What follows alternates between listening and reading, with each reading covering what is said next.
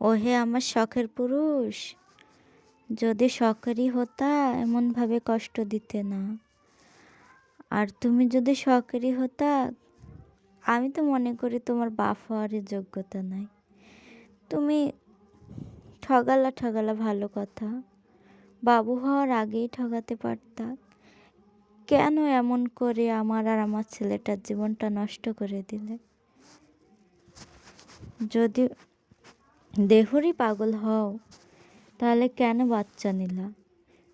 শরীর নিয়েই পড়ে থাকতা, তাই না?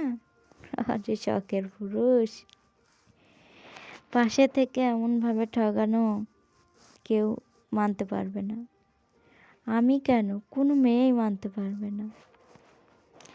সব থেকে কষ্ট লাগে এই ভেবে যে আমিও একদিন তোমার শখের নারী ছিলাম, ভালোবেসে তো বিয়েই করেছিলাম, তাহলে এত কষ্ট কেন দিলা বলো?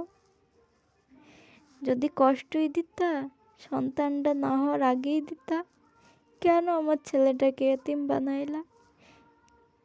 এমন পরিস্থিতি যেন কোনো মেয়ের না হয়।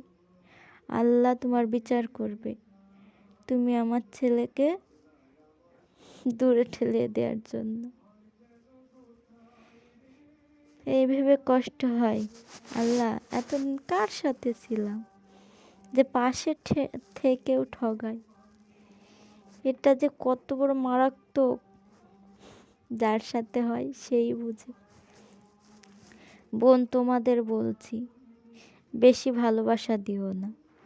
বেশি ভালোবাসা দিলে তারা মনে করে কি না কি পেয়ে গেছি, সস্তা ভেবে দূরে সরিয়ে দেয়।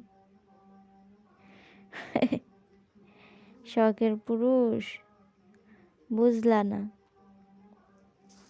থাকো নতুন কাউকে নিয়ে।